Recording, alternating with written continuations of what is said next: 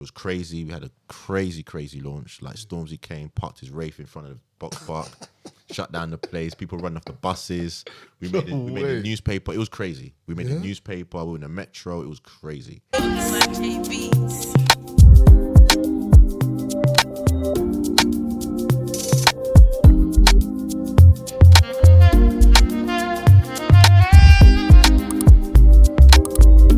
Yes, my people, we are back. Welcome to another episode of the Money Ties podcast with your boy, CK Talks Money, also known as Clarence K. And today we have another lit guest. So far, the best dressed guest we've had. We have my man, Franklin Boateng. I appreciate it. I said the name like that because if you listen to the episode of Marlon Boateng, he G-checked me on how to say the name properly.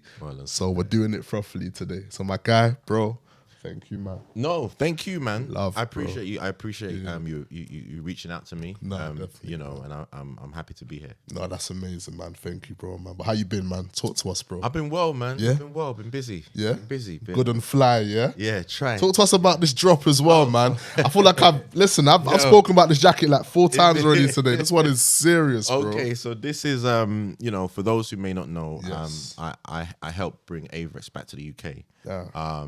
And we've got a shop in Box Park, Shoreditch, Unit 20 Box Park, Shoreditch. Nice. And Unit 20, you said, yeah. Unit 20 Unit Box 20, Park, cool. Shoreditch. Yeah. And this is the limited edition. We have this in store now. Yeah. It's a limited edition ombre jacket. So it's like a blue fade, like Yeah. from like a darker blue to a light blue. Yeah, You know. on the arms, and, yeah. I got this kind of for my shoe collaboration. I don't know if you see Jeez. Hey, yo. that. Yeah. From now on, whoever's coming, you better dress well, you know. Yeah. You see this guy? You know, they don't call me the king for nothing. Hey, come on, man. The king indeed. And let's even talk about that, man. So Yeah. I know you from the Green Machine, and you are also the king of trainers. Yes. Yeah. Where did that come about? Well, yeah, Tell I us a mean, little it's you know, I have said this before, but Yeah. you know, people think that the King of Trainers name is just something that happened now. Okay. But I've had a nickname since the 80s. Oh, right. You know, I'm not gonna say how old I am, but Yeah. Keep on the raps. in 85, like Yeah. Boris Becker won the Wimbledon Championship, Yes, right? yes, Tennis yes. player, Yeah. for those who may not know. My mum was in love with Boris Becker. Okay, in love with yeah. tennis. Like she loves tennis, like tennis, everything. Wimbledon. That's just her. That's her yeah, thing. That's her thing. So he had an Ellesse clothing deal back then and a Okay. Puma footwear deal. Okay. So my mum actually went out to buy me the Pumas, which she thought were the Boris Becker Puma. Okay, cool. Got you. You know, because she looked at it, you know, coming from Ghana, all she wanted to buy me was quality. She didn't. She like so it's like one shoe a year and one trainer a year.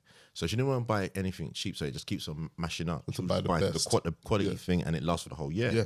You know, and that's how it was. So, you know, we'll go to the shops, myself and my sister Jenny. We'll go to the shops and say, "Hey, mum, this tennis player." Even if they didn't, we just picked up the best trainers. Whatever you like, Yeah, but you'll yeah. gas it and say someone's wearing it. Yeah, so summer holidays.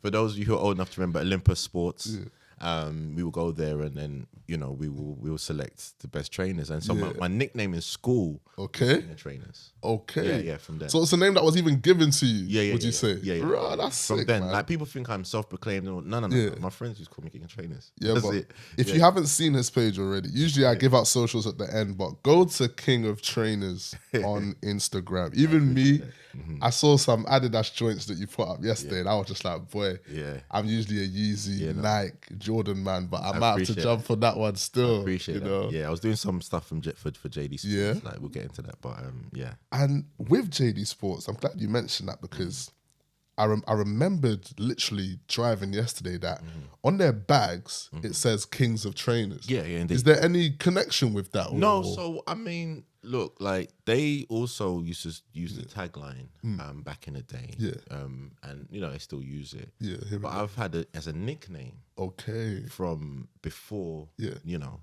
And we did have a kind of disagreement, you know, and right. I think they then maybe realized and backed down and realized that it wasn't that, you know, basically they tried to take me to court. You know, Oh, right. Yeah, Legal so stuff, say that I'm infringing on the trademark, etc., etc. And I didn't, I wasn't even privy to that. So I wrote to the lawyers, then I spoke to the lawyers, and I said, look, and I learned everything is about trademark law. Okay. Stuff, and I wasn't even trying to infringe or what you call passing off. Yeah, I was just being me and doing what I. you weren't trying to do. copy. Yeah. And this was like in the Twitter at times. Yeah. So we had a back and forth on Twitter. Then they sent me a legal document. Wow. And then and then I just kind of responded in the way I know how. I don't like being bullied. Like, Well, you gotta stand your ground. So for real. So I responded in the best way, and then after I responded, they wrote a letter saying, what, we're gonna leave this matter. Then they started a campaign. It's only one King of Trainers. Okay. So when you go to JD, you see Undisputed King of Trainers. I've seen all of that. I believe they're speaking about what we went through, but this was many years ago. Okay. Many years ago, and then now, God being so good, like I work with them. Yeah, so like, it's all good, man. Look, shout out to JD Sports. They are the King of Trainers. Like, when it comes to in terms of like the brand and what they own, people have no idea. And you know what? Even thinking from back in the day, no one's been able to consistently deliver and stand the way that they have. Yeah. Because I remember the days where even in my local area that we used to have a Foot Locker and a JD. That Foot Locker is no longer there. Yeah, you see this. So it's like it just goes to show that branding is very important. It is, sense, and it's also they own everything. They own Size. See, they own Foot Patrol. Oh, is it? Yeah. As in Size, the one in Carnaby Street. Yeah, they own that. No way. Yeah, no, don't mess with JD, and they're taking over America. Like JD is the king of trainers. People look at you. See what happens back in the day. JD was the spot to go to when they opened in West End. Yeah. In the originally they're from up north. Right? And they opened in West End. I think like one of the first shops was in the Plaza in Oxford Circus. Then they opened Oxford Circus. High Street, and they had a Nike section. Like people don't know that JD has had more exclusive Nikes than any shop in the world. Any shop in the world. More collaborations than any shop in the world. But because you see what happens with psychology and commercialization, is people then forget who kind of came and set the president and stuff like that. Like, so I mean, look, I give them all respect. I'm not one to downplay, of course, them in any way. And they own a lot of brands that people buy. So you think, JD's this, JD's that. Yeah. You're probably wearing something they own. Something that they own, yeah. You just don't know that they have that market. Yeah, you don't I hear you. So, if we're gonna talk business, we're gonna talk business. On the topic of business, I really want to dive into that with you today because I feel as if you have a lot to share on that area. But what I also wanted to chop up with you is where it all started for you, bro. So let's talk about. I guess what I was thinking was, what was your first and last job? And there's a reason I've said that. Yeah. Because I know from our conversation, I know how long you've been doing your own thing for. Yeah. So talk to us about your first job when you first started making money. Okay. Well, I mean, I don't want people to feel that I'm kind of bragging. I know that, but no, it's your story, man. Like, tell it, From young, like I was always hustling. Got you. Like I was always making money. In school, I was my mum would buy me Matchbox. Yeah, Matchbox cars. I was selling for £2. You get it for £1, selling for £2. Got you. Yeah. Matchbox cars. Like my Matchbox car collection is crazy. Yeah. But no, I mean, when it comes to like work, like when I was probably 15, right? Okay. I knew deep in my heart I wanted to work for myself. That was my whole thing. Yeah. In school when you write stories and stuff, and it was always about me owning a business or doing my own thing, right? Got you. Then I done, had part-time jobs, etc., until probably like 21. Okay. Or 21, 22, something like that.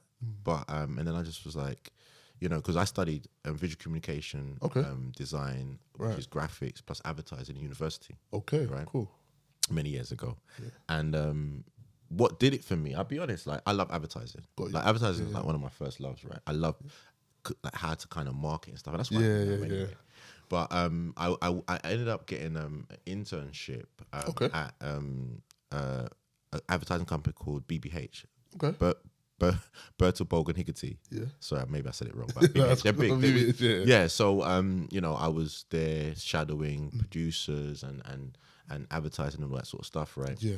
And what people don't know is I wanted to be an advertiser. I wanted to go in graphic design, advertising. That's what you said. That's what I wanted to do. You know, even though I wanted to do my own thing, that's what I kind of loved. And for me to get this opportunity in a company like that, I don't know what my mum called them and they said they let me come in for like a couple months, whatever, right?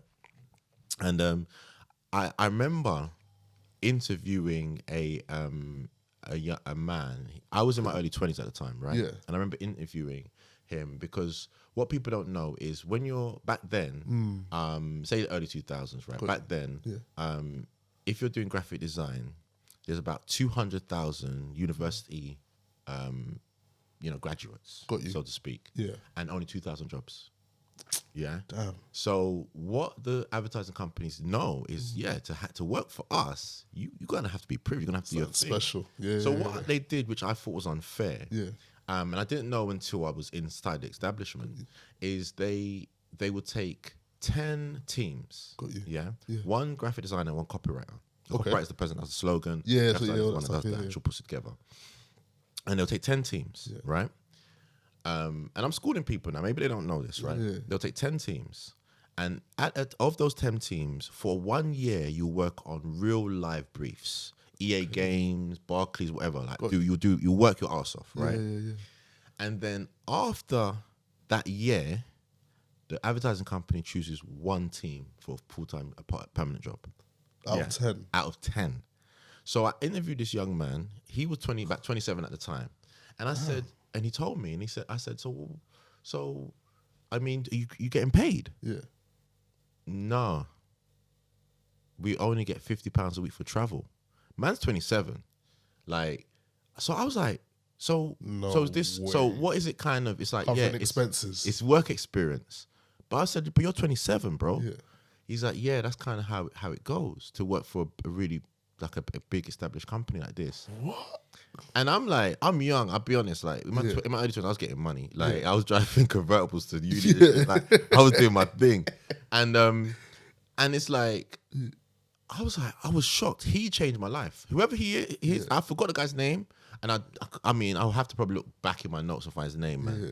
Whoever he is, if he sees this, he may not, I don't know. He changed my life. Damn. From that moment on, I knew I couldn't do it. So it's not for you. I couldn't work for you. You're probably thinking, you're older than me. Yeah. I cannot be you at 27. This is what I'm saying. And he said, respectfully. You know what I mean? Yeah. And he said, I said, so who looks after? Like, how do you function? Like, he said, my wife looks after me. Damn. Yeah, I know, man. And I'm a man's man. I need to provide. I hear you. Yeah, I need to provide. That kind of broke my heart. Damn. And then from then on, as soon as I finished my degree, this will be, I never had a job since. Like, I work for myself. So this is November would be 19 years self-employed. Well done, man. Thank you. Bro, well done. And it's crazy because I usually ask people about their relationship with money, where it comes from. Usually there's some sort of, growing up, stuff was like this, but it's crazy how you had to go into the working world to find your why. Yeah, you know? Yeah, that's it. Yeah. I mean, I was willing to, if the path was more, I don't want to say easy because nothing in life is easy. Of course, yeah. You know, the path, it's not easy at all. But if the path was more, how do I say,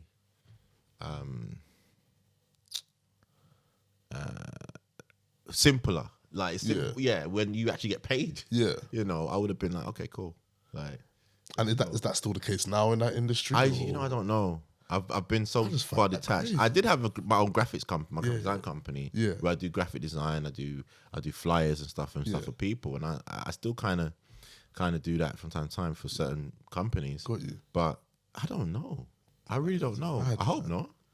That's like, you know what that reminds me of? You know when you watch like, you ever seen Pursuit of Happiness? Yes. 100%. When he does that internship and 100%. They're not getting paid, but they're just grafting. Yeah. And it's not until... And that was back then. That was like the 80s. And they pick like one person. Yeah. You understand what I'm saying? Elite, yeah. I just found the way that you broke that down was mad because you said it's about 200,000 graduates. It's 2,000 jobs. So out of that 2,000, if you're part of that 2,000, you're already excited. Yeah. But then you go into that environment and you're thinking, rah, I'm part of this team, but my team might not even cut it. Yeah. So if my team don't cut it, I have to go back into the pond and look for... This is it. I find that mad. You know, they'll give you work experience and all Yeah. that. And I get it. I get the experience. Yeah. But I think some of these companies, what they're doing is just unfair. It's nearly exploiting. It's you know what I'm saying? exploitation. It's mad. It's exploitation. Like, man's working hard. 27 years old. Yeah. I interviewed him and he was such a nice gentleman, man. He gave us his time.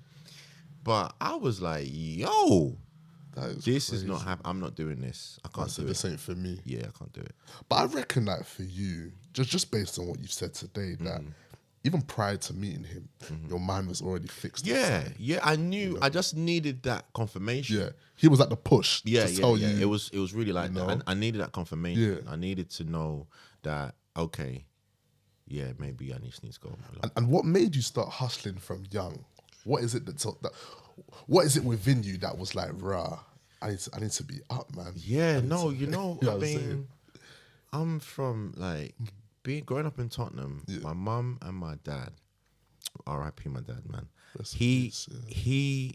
They worked their asses off. I hear you. You know when you see, So you're probably first generation. Yeah. Cool. Myself, Okay. my mum came. My dad came in the '60s, and my mum came in so they worked their asses off. Damn. And I was always of the fact that I need to work hard or as harder than them to achieve what they achieve. Yes. You see what I'm trying to say? Yeah. For me, I just took it as motivation. I was always, and that's the thing, like, you know, like there's a lot of entrepreneurship now. Of course, people are all doing their things and all that sort of stuff. If you ask any one of my friends who've known me for 30 years plus, they were like, nah, Frank's always been it. He's always been like this. He's always been hustling. He's always, what's the next idea? What's the next thing? Move? Like trying to put together business plans and all that. So yeah, I've always been like this. Just from the beginning. Yeah. So it was more like all right, I've seen how my parents have lived, what they've had to do. Yeah. And it's mad because I had this conversation with someone else where I said to them, it's crazy that our parents had to live in what I called survival mode. Yes, 100%. So that we could have the opportunity to 100%. do what we want to do. Yeah. You know, and I feel as if like that is the motivation for a lot of people, but it doesn't drive people all the way. So you even then having that interaction with this guy who's 27, it kind of added to your reason it did. to do what you got to do. It did. You know, It did. nah, that's amazing, man. And would you say that your relationship with money continues to grow, or is that still the thing that you hold to yourself to say, nah, this is what I've got to do? Well, yeah, I mean, it always grows. I think the relationship with money, it always grows because money changes. Yes. And what's happening now is money's changing. Yes. And for me, like, I had I would say a mildly successful business where I used to install multi-gyms. Okay. And I know it's crazy. I used to I had a multi-gym installation company. Damn. and a van and man and all that. I had a lot of these types of things. And my thing, I think, when I was younger, growing up from where I'm from, it was all about I need to be a millionaire before I'm 30. Okay. That was the only thing that we cared about when we were younger. I got to be a millionaire before 30. Got to be a millionaire before 30. And then like I kind of done it by about 26 in terms of property. Yeah. You know, so I had a reasonable sized portfolio of properties which topped over $1 million. And then so that was about 26, and then by 28 I nearly went bankrupt. So I'm saying, because the credit card just started to kick people's asses. Man. You know, I was doing all right, and then the credit card started to kick people's asses. The contract I had where I was doing the installation kind of, it's not, I didn't lose it. They kind of, you know, I was working for a company, and it was a Scottish family-owned business, and I wangled my way to be like the 4th highest paid person in their company. Wow. And that's a Scottish-owned family-owned business, so they didn't really like that. They were like, nah, Yeah, I'm a black man. we can't have that. Yeah, let's be We honest, can't have let's be that, honest. boy. Yeah, let's be honest. Get him You know, out. And I'm young. I'm cocky. I'm fly. Making more money than their kids. They're like, nah. Yeah, fam, I that ain't happening. was creeping. I was creeping off that company still. Yeah.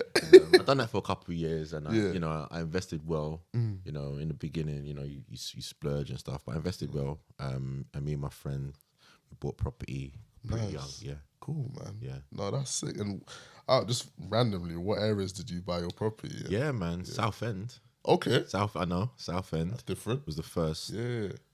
Enfield, Tottenham, invested in Ghana Oh, nice. as well. Man. So I got 3 places out there. Cool, man. Stuff. So yeah, man. It was yeah.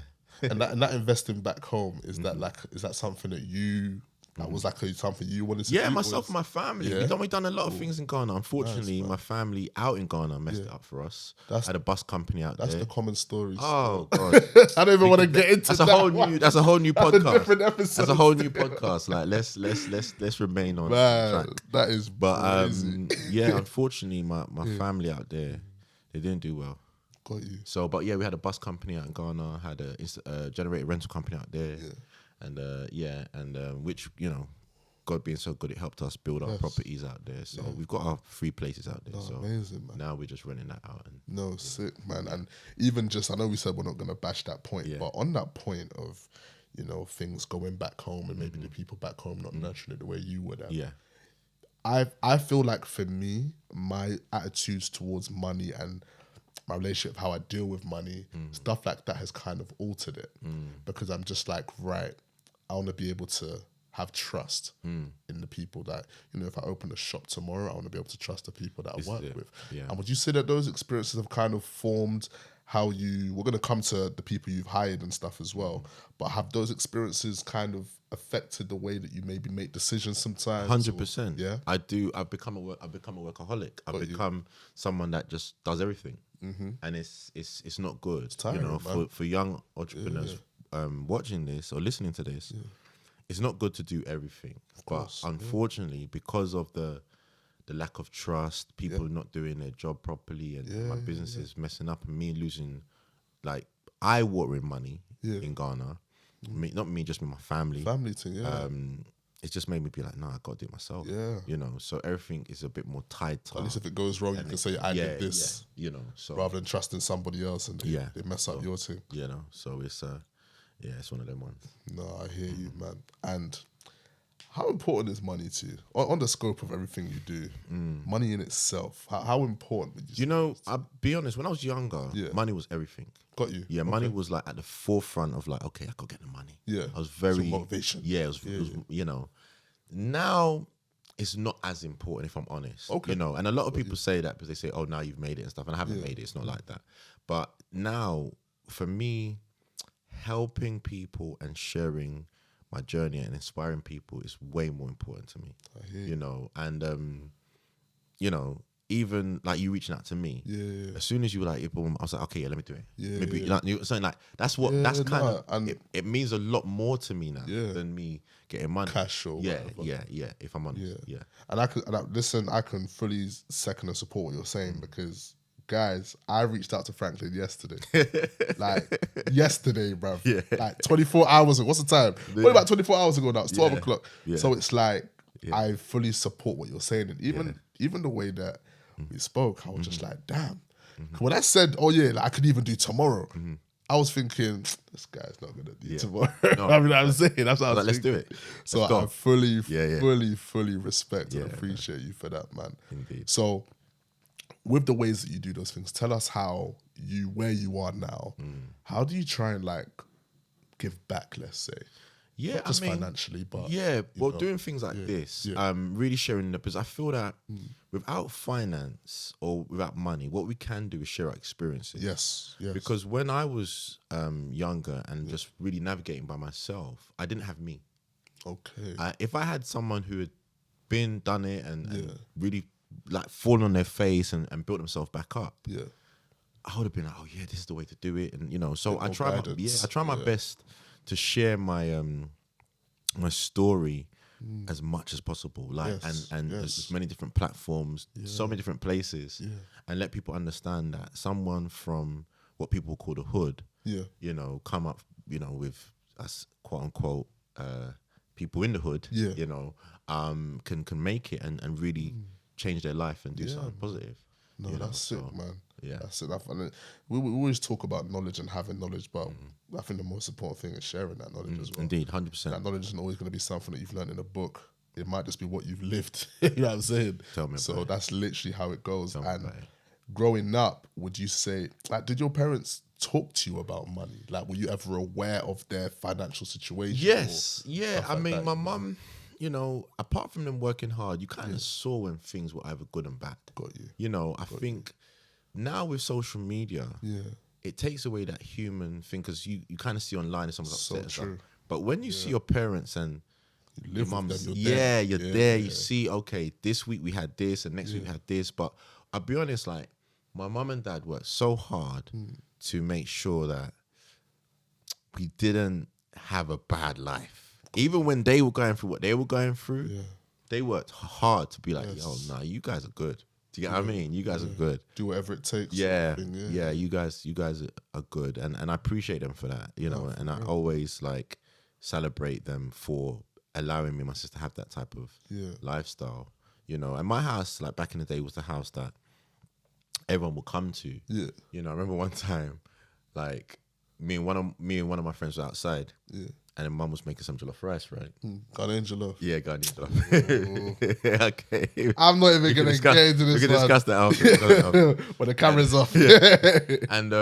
And me, it was me and one of my friends, cool. and then another friend came, and literally it was about 10 plus people outside my house, and they all got a bowl of jollof. Just eating jollof outside. Yeah, they all got a bowl, like, and that's how my mum was. She'll make this, welcoming sort of. this is stuff you made for us. Yeah. But everyone got a bowl of rice. Do you know what I mean? And that just shows the type of person she. So it always that always stuck with me in terms of what I could do going forward and how I how I treat people and how I conduct myself. And that goes to show that your mum also has that sort of community feel. Growing up in Ghana, of course. Yes. And my dad always says to me that even back in Nigeria, like if one house is cooking, everybody would just be there on the outside just chopping food. Yeah. You know? Yeah. And I feel as if those like the little things that are actually a blessing of growing up in a community like that, you know. Indeed. You know, it's something that I wish, I don't know if my kids will have that sort of essence, because this is the thing, things are different now.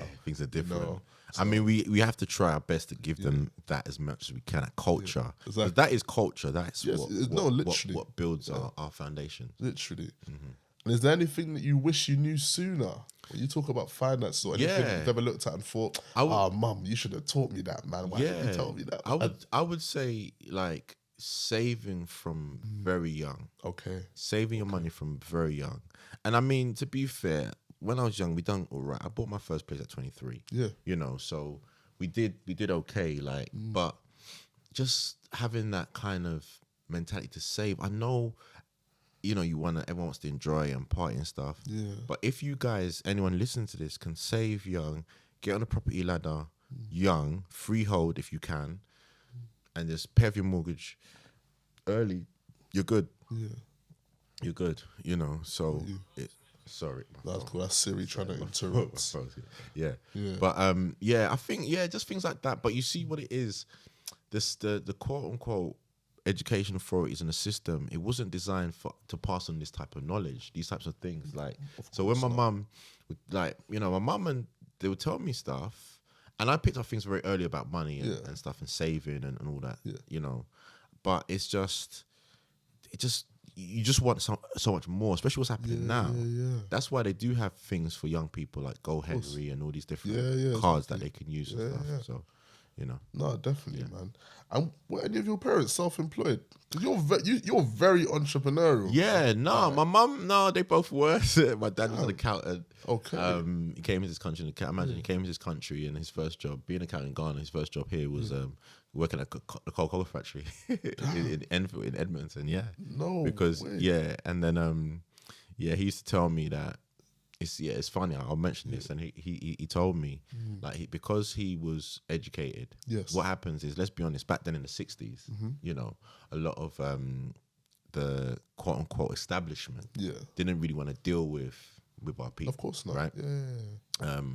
And so because he was educated, they said to him, his name is Samuel, you will be the supervisor for all the black people. Okay. And that's how it was. It was segregated. You'll be the supervisor for all the black people, and another Asian guy would be the supervisor for all the Asian people, right? And then my dad, so then anytime they get paid weekly, right? Not that much money back. I mean, this is the 60s, right? Yeah. So they'll get paid their checks or whatever, right? And every week, Friday, they'll give my dad all the black people's checks to give them out. Yeah. And then they'll give the Asian people's checks to give them out, right? And he said that every time he'll give out the checks to the black boys, they'll go, yes, I've got my money. They'll be happy and go. Yeah. But the Asian guy, he'll give the check to the Asian guy. The people will open their check, look at it, and then give it back to him.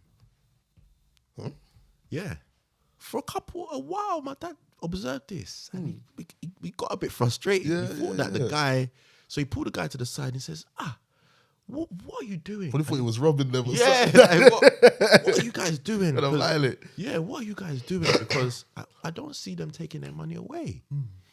And the Asian man said, no, my friend, calm down. We are all collectively buying each other houses. Yeah. Community, bro. Yeah.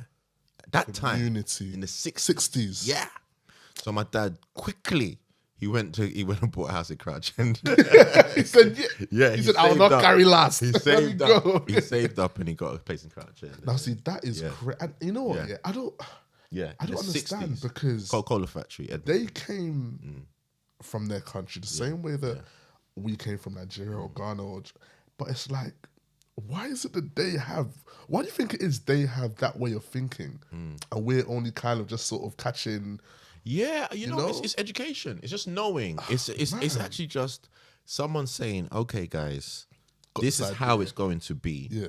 And we have to follow this religiously. Yeah. Because you see what it is discipline, right? True. Imagine, right? I don't know how many people were working at the time, whatever. My dad didn't tell me that, right? But back then, 60s, 70s, right? Houses were going for 2,000, 3,000, 4,000 pounds. Yeah. So if, for example, in 1 month, a group of them can raise that money together in 1 month, maybe it could be 20 of them, 50, whatever it may be, and they buy a house, then every single month they're buying houses to the point that they all own by the end of... Let's say the academic, let's say the calendar year or whatever. Yeah, a year or 2 years. 2 years, whatever, Then that's it. But it takes discipline. It takes so much discipline to do that. Do you get what I mean? When my dad told me this, I remember when I was 21, I said to my friends, let's do exactly the same thing. Yeah, man. Let's do exactly the same thing.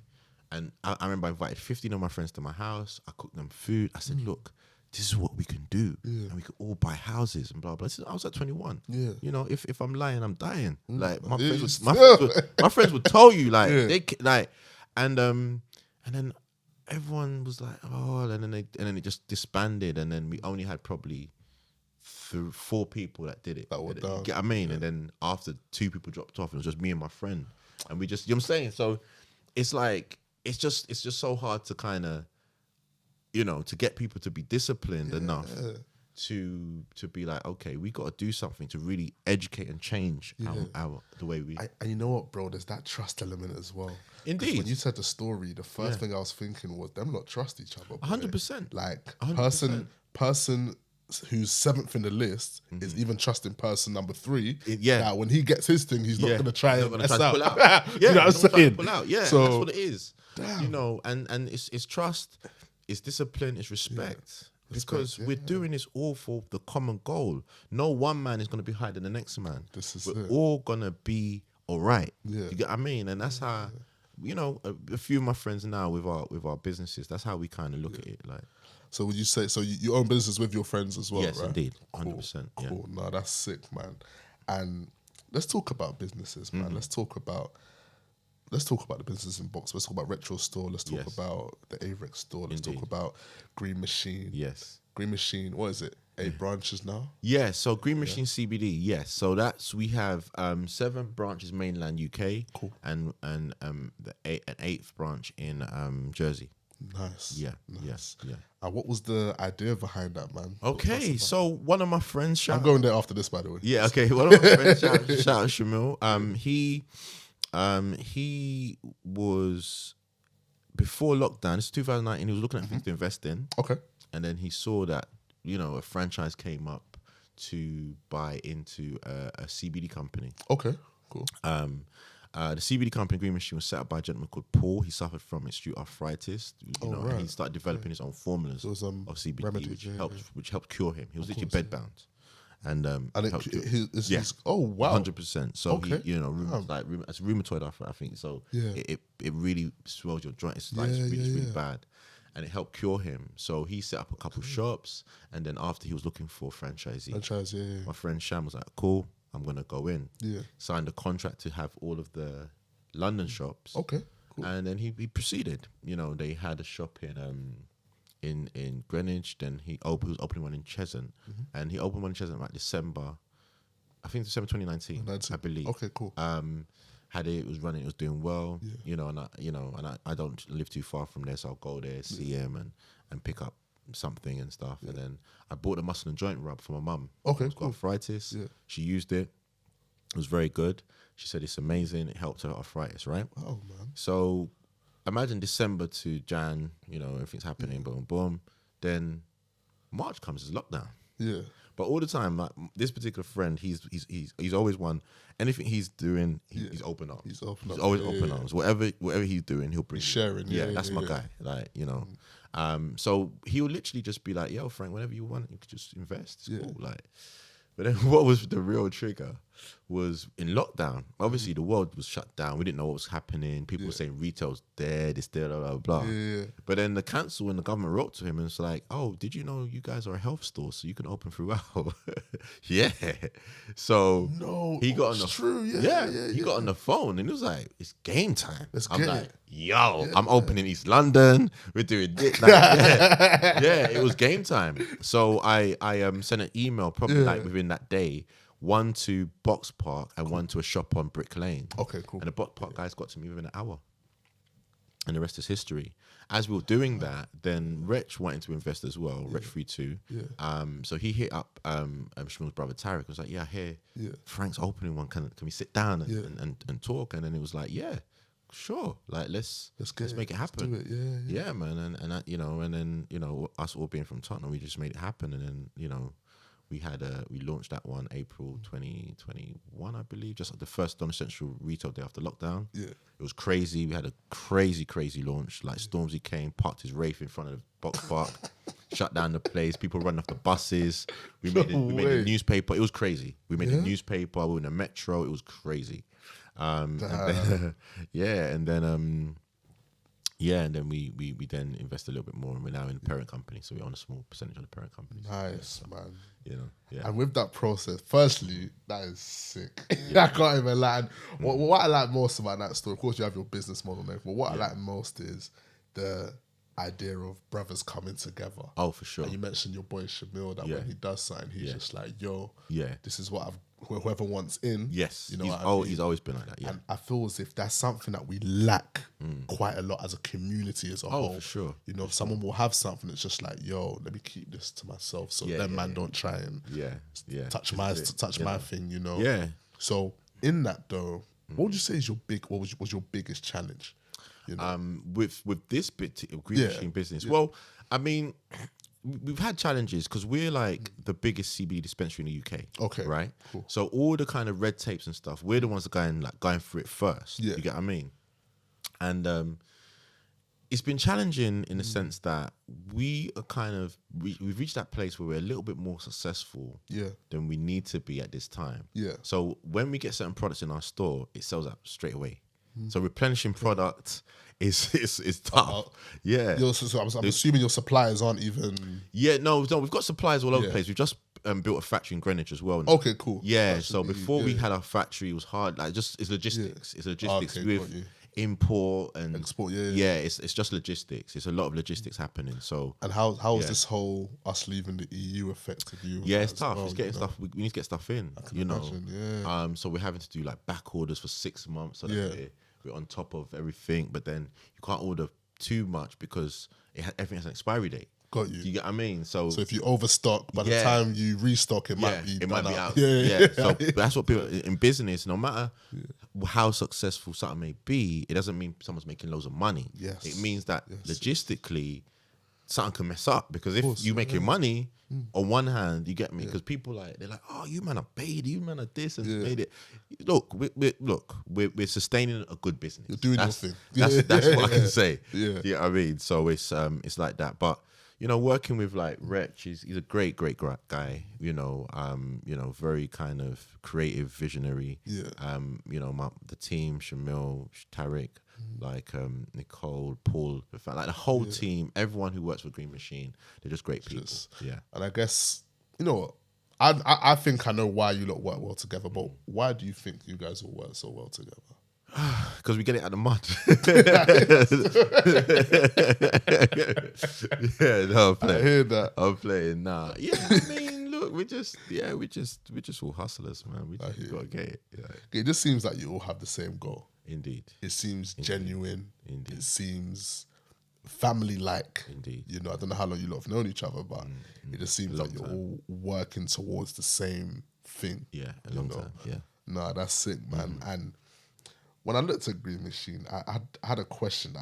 I asked this to every business owner, especially in the hospitality industry and anyone I know that hires staff. Yes.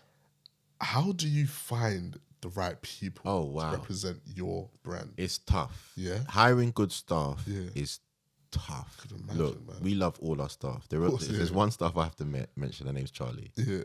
Charlie's my friend. Yeah. Big up Charlie, man. She is like, she's on it, like with this, just knowledgeable and stuff like that. She's prompt, organized, and things like that. Yeah. I always say if we can clone Charlie, we'll have like Charlie at all our stores. They're Charlie's. She's a diamond. No. And that's not to take anything away from anyone else, but course, everyone knows that. That's what It's all love. But finding good staff is hard because you see, with the younger generation, they're not dedicated. Got you. If I'm honest, I'm not gonna mince my words. They're not as dedicated as some are. Yeah. I'm not blanketing everyone. Some are, but it's you see when you're working, especially when I was younger, right? And I did have part-time jobs. I'll work over and above everything I did, even if I was on like minimum wage. I'll be like, make sure that I'm known to the point that a lot of my opportunities have come based on that work ethic. Yeah. You get what I mean? Like people know that even with what I do now with my King of Trainers and stuff, they're like, no, Frank, he may be quote unquote semi-successful, but he's outside. He's working. Doing his thing. Yeah, he's working. And that's all you can do as a person. So when I look for staff and I don't see them working as hard, and look, I'm an anonymous. I don't even say it. I'm special in that whole work ethic thing because I can. I wake up at 5. I get on my I really use my day well. Yeah. Do you get what I mean? But then when I see someone not working even a quarter of how hard I work, I'm just put off. What's this? I'm like, what is going on here? What's going on here? You're late. You don't have no children. You don't have no mortgage, no responsibilities. You don't even have an excuse. Like, you know what I'm saying? How can you be late to work? I hear that. What I mean? Like, how can you be, So it's like, it's one of them ones, man. And it's crazy because often I would say about, let's just call them the younger generation. Of course, it's not a blanket statement thing, but they have a lot more distractions, man. A lot more. A lot more. I think about me when my first job was, I went to TK Maxx, but Dope shop. At that time, bro, some gems in there, bro. Yeah, I know. Can't lie. Whoever don't know, you better go to your local. TK Maxx, But it's like, we had distractions, I was kicking ball at the time, but when I think of my life then, if I wasn't at work, I was in the gym or I was at training, that was it, bro. Instagram wasn't what it is now. Yes. Twitter is what it, like. We had Facebook, but what was on Facebook, bro? You write statuses and that was it. Yeah. So like, would you say it's because of the distractions, or like why do you think they're not as driven? I think distractions are one thing because I actually teach social media as well. Okay. So I understand the psychology of social media. Yeah. However, we can't just blame social media. I think we have to look at society as a whole. Okay. Right? Yeah. A lot of the things are not accessible, maybe like youth centers and all that, these type of things, maybe not accessible to them. But with that saying, it's down to the individuals. Yeah. If I'm honest, like it's really down to the individuals. Yeah. Oh God, sorry, my phone. Let me just put it up. No worries, man. It's really down to the individuals. Yeah. Like it's down to if you really want it. Okay. Yeah. Because at the end of the day, we can make excuses as much as we want for the young people. Yeah. But I teach. I had a regular contract with an apprentice company where I had a class of students. Yeah. From 16 all the way up to like 35. I do a summer, something called Summerversity. Okay. Where I teach young people from 12 to like 20. And the ones who attend, the ones who are on time, the ones who are present, they have the same distractions.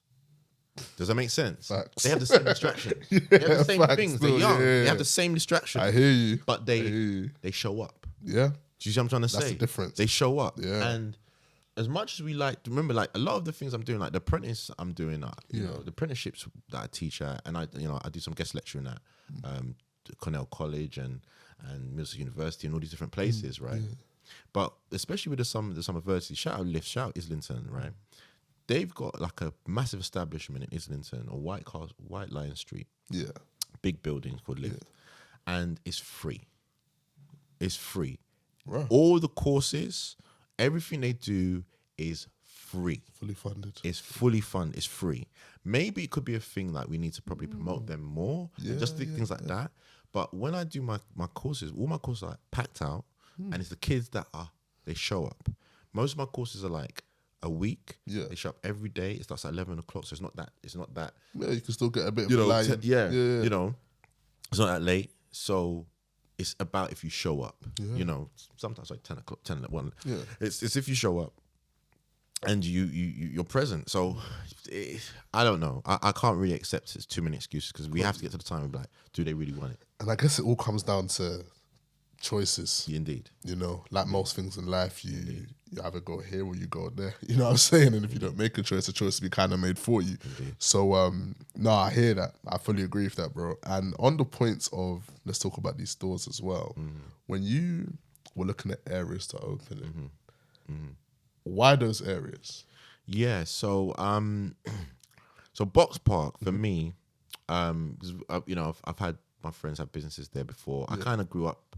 I'm from Tottenham, but my mum used to work on Commercial Road, which is around the corner. Okay, yeah, literally. So I was always around the area from like young. Yeah, you get what I mean. And then my mum used to know someone who owned a leather shop on Brick Lane. So I've been Brick Lane. So when people are now flocking to Brick Lane, I've been outside of Brick Lane. I've been out there. Before Box Park was when it was Archie's and no one to go. I was there. You get what I mean? So for me, it's just kind of like more coming home, but also because of the gentrification of Shoreditch, the footfall's crazy. It's true. You know, it's crazy. So people see you by force. By force.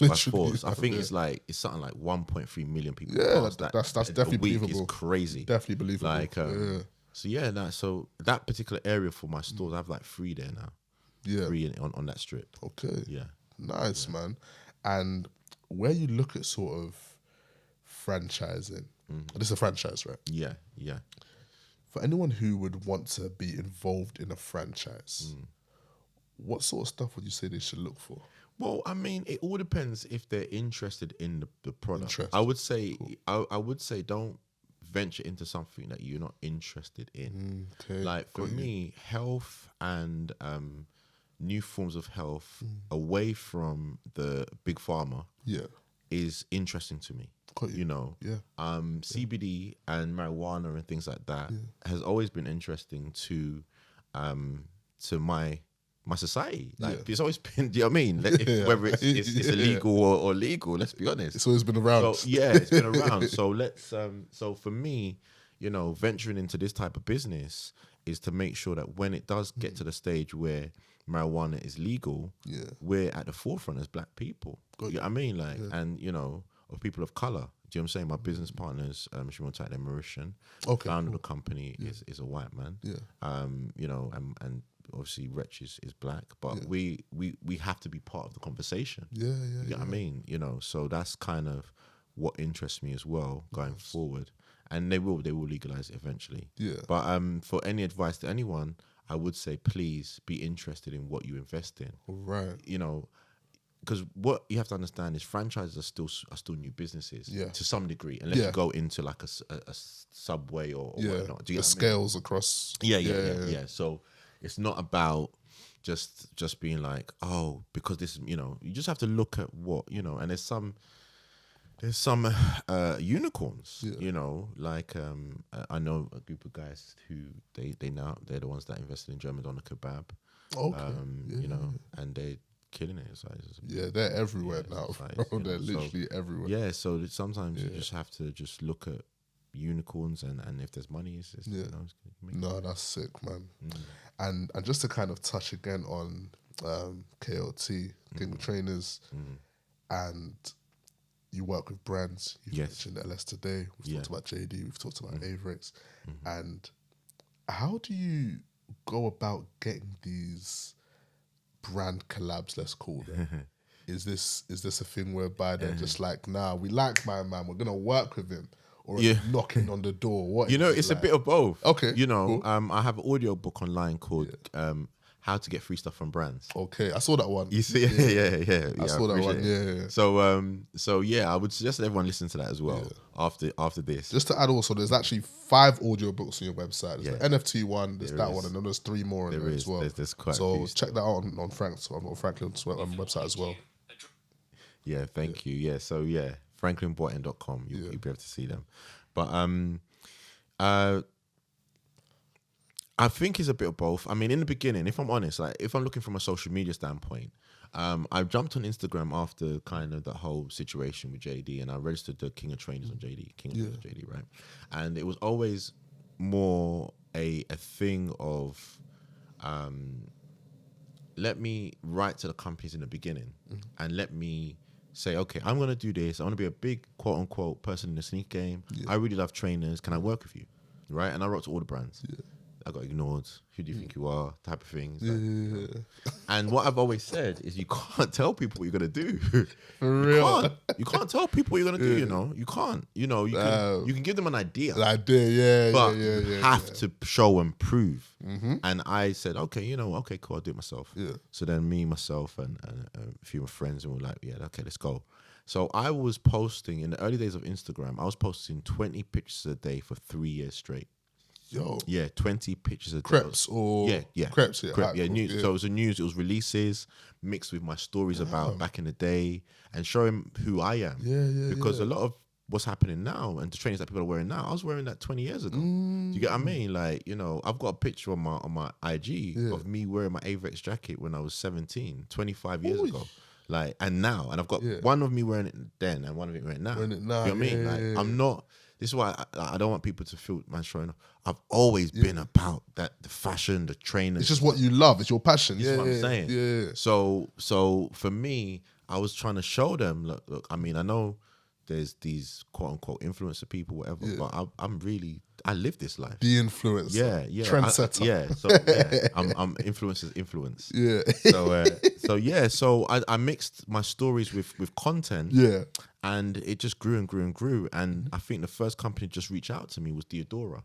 Okay. I love Diodora. Yeah, Diodora. Like, I love those guys. They reached out to me and they said, yo, we want to send you some trainers. They sent me 10 pairs of like elite, like proper like calibration. Nice, man. 10 pairs. Yeah. And it was just amazing. Yeah. And it broke the internet, the sneaker internet at the time. Oh, why does he get to have it? You know that type of thing. Yeah. So from there and then slowly, going to PR companies. I played the game. Hey guys, would you like to work? I played the game. Yeah.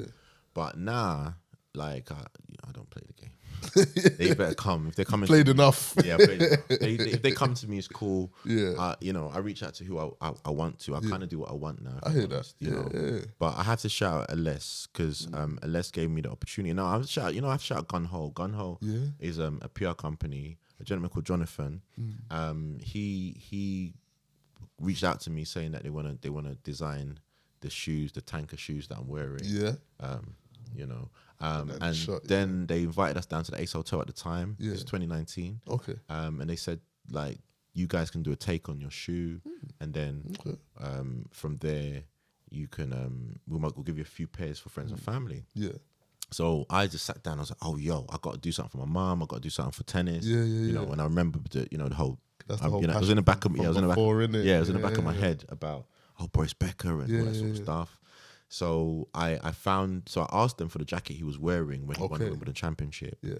And I said, okay, cool. So I looked at the shoe and I was like, what can I do that's just simple but just effective? Yeah.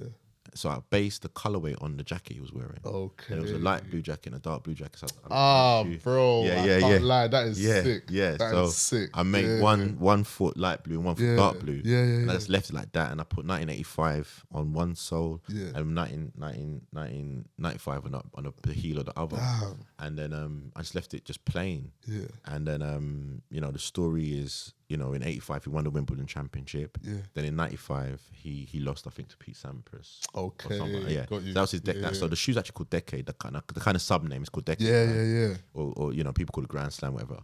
But then what happened is in that 10 years, that was kind of my journey in the sneaker world of like back then from 85 to 95 of me really being like, yo, I love this thing. Like, I used to go to the States every year with my sister in the early 90s and we would bring back trainers. So my friends would give me like money. They might give me £100. Yeah. But back then the exchange rate was 2 to 1. It was different, man. I remember getting a pair of Jordans in 2013 in Champs. In Louisiana State Mall. I was buying J's for $60, bro. Yeah. My dad was like, this is why I said don't buy trainers back home. Yeah. You need to come here. You know what I'm saying? Yeah, no, America and Canada and I mean, it was like because back then it wasn't like it is now. Yeah, nah. So you would have to go there and then you wouldn't get the trainer here for like another year or 10 years. Yeah, I mean, literally. sorry, I said 10 years. That's exaggeration. Another year or two, month. yeah. So what happened is by doing that, I would be the first in the school with the Air Max such and such, whatever the cross trainer, whatever it may be, and then people come to the classroom and be like, what's Frank? Where'd you get that drop? Yeah. What's he wearing? And what's that? Older kids would be like, no, he's training clear. Yeah. So I've always so that's how it is. So I was kind of, I mean, people say I was reselling before it was even invented. Yeah. Like, and that, because I'll make money off the exchange rate as well. No, for real. Yeah. It was actually my parents that taught me. My dad mainly, I've got a lot of family back in the US. And remember my dad's trip to LA to see my auntie, Los Angeles. And I have a suitcase. I have another suitcase just full of trainers for me and my sisters. Yes. Because he knew this is my chance to buy these kids their thing without having to spend the money here, Because London's expensive. Oh, bro. Yeah, America, because a lot of the places like LA and Florida, they wear it's hot. They wear flip-flops. Yeah. So literally. It's not really a thing for them. Yeah. Nah, that is sick, man. And this is how you're now the king of trainers. Because the people in school are like, right, what's my man wearing today? Indeed. And on that influential point, because you've been influencing, I know the word influence big now because of Instagram or whatever. Indeed. But you've been doing that from school times. Yes. And what I would say is that, what's the importance of being influential? Yeah, I mean, it's influential in the right way sometimes because even with when I was younger and I used to buy certain things and do things like for example, I'll give you an example. Like I got my A-Red jacket in '97, right? Okay. So sorry, that's cool. What? Sorry. Series today. Yeah. So so I got my A-Red jacket in '97, and I remember I used to go to Sir George Monarch's college, right, in Walthamstow. Yeah. And I remember I bought my jacket probably like on a Monday. Okay. And it shut down the college. Everyone's like, oh my God, Frank's got an A-Red jacket, Because let's be honest, back then, it was like £500. Yeah, it wasn't cheap. It's not a joke. Yeah, and it was like having a Rolex on your back at 17. Yeah, like, it's not a joke. Real things. It's kind of Rolex now, if I'm honest. But and I remember the week after, about 4 people went out to buy A. They got, I don't know how they got their money. They went and I had to get my A-Red jacket. Yeah, to get an A-Red jacket. So that, and that's influence. That's like, that's but it wasn't, look, I mean, I always take it back to the point that it wasn't about showing off and things like that. It was just about just being flying and stunting and stuff. But now I've seen a lot of my posts can be used in like a way where people may think I'm showing off, whatever. But one interesting thing was a couple years ago. I do something on my page called Financial Fridays. I don't do it as much now. I need to rehash it, and I talk about like investing their money, like in life insurance, just so many different things financially, right? And I remember I started that because one time a mother of a young man sent me a DM saying, "Oh, you're always all my son does is go on your page, and like we can't afford the stuff. Be more responsible in what you're because I understand that I get a lot of trainers, and before I was in the position I am now, I'll buy the trainers. Yeah. But now I get a lot of trainers sent for free. Yeah. So when I'm unboxing things, I understand that I'm talking to people who may have to buy the trainers. Does that make sense? Yeah. So people may see me, oh, Frank, you'll get like, I want to be on. Like, don't try to compete. It's not like that. And the mother, like, she gave me a bit of an earful, and I respect it. I respect it. No, it's what I it respect is. it. She was speaking her mind. I understand her predicament. So then I started to kind of be more mindful of how I put out so many things. Yeah. I talk, I don't, because before it was about, go and cop this, go and buy this and stuff. Yeah. And it still is about that, but it's more with a more kind of thoughtful approach. But I guess this is the thing about social media and being an influential person, the fact that people are listening to you, and the way you're going to say something and I'm going to take it, the next man's not going to take it that way. Sorry. That's cool, man. So I need to, I don't know how to say this. We have to sack Apple for that one. Yeah, man. They should sponsor this episode. They should. But it's Holler like, at your boy, Apple. for real.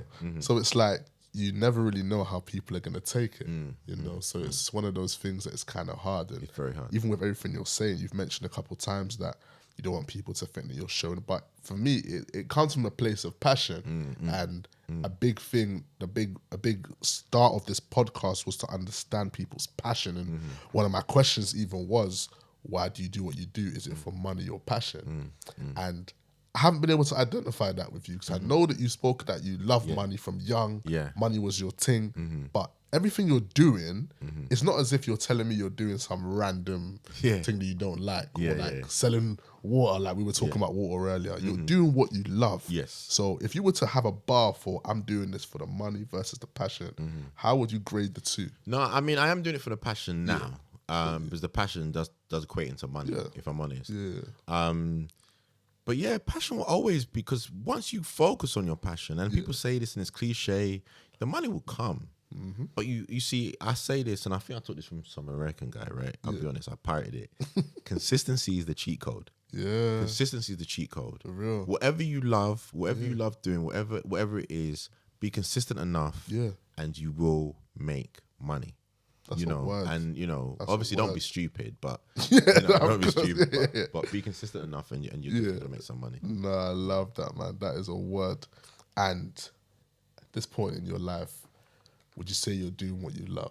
Oh yes, I am doing what I love, 100%.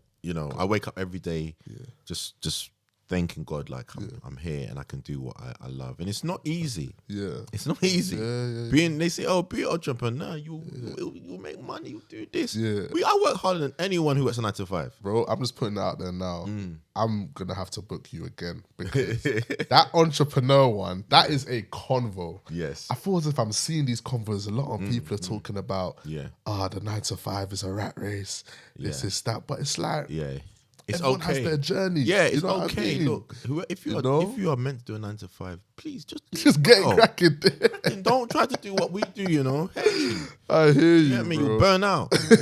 Trust me, you'll burn out. I fully hear you. And I'm with you. Yeah, this is a random question. Yeah, but just whatever you made last year, put that number in your mind. Yes, double that number. Yes. Would you do something that you hate rather than do what you do now for double the amount? No. Straight up. No, I can't do it. Because I want to do it well. And I'm a kind of perfectionist. I got to do things well. I can't just, I can't do it, man. Yeah. You get what I mean? If it was, no, I'll have to do what I love. If it's something like it's a particular, like a project, and it's like a short project. Yeah, and I may not. Yeah, we always sometimes fall into these situations. Yeah, got you, yeah. but not consistently do what I don't love. No. It will never happen. It's not worth it. It's not worth it. Nah. I fully hear you, man. Franklin, having you has been so sick. You dropped gems on me. And that story there about the factory, I'm running home to tell that story, man. Because when people are saying, why can't black people that one there? That is a key one for me, bro. Please, is there anything we should watch out for? Where we can find you? Yeah. You know, tell us, man. Well, you can find me outside. No. Yeah. No, I'm playing. No, so Main okay, strip. so we have Green Machine, Unit 9, Box Shoreditch. Cool. We have Retro, RXTRO, Unit 11, Box Shoreditch. Cool. We have Averex, Unit 20, Box Shoreditch. Cool. So you will find me around there most of the time. Around there, yeah. If you need to find out about me, you can Google me, Franklin Boateng, or go on my website, franklinboateng.com, or at King of Trainers, at Franklin Boateng on Instagram. Yeah. And yeah, I'm around. You can reach out to me. Nah, sick, man. I also just want to mention as well the audio books. So they are on there. Yes. I've looked at one of them yesterday, so have a look at them. And listen, watch out for Franklin, man. Thank you. Man's occupying Box Park. Thank you. Don't be surprised if by the next time you see him, he's bought Box Park, you know. This guy's dangerous. already they're nicknaming it Boateng Park. This is it, Boateng Park, you know. So they'll still let Nigerians in, I think. Oh, of course. 100%. Sure. Oh, we are all brothers. You see, this is me. I don't discriminate. We're all brothers. Nah, I love that, man. Yo, my people, listen. Thank you for tuning in. This has been another episode of the Money Ties podcast with your boy CK Talks Money, aka Clarence K, and my brother Franklin Boateng. Bro, once again, thank you so much. I appreciate you, bro. Thank you. Stay locked in. Follow the socials. Peace.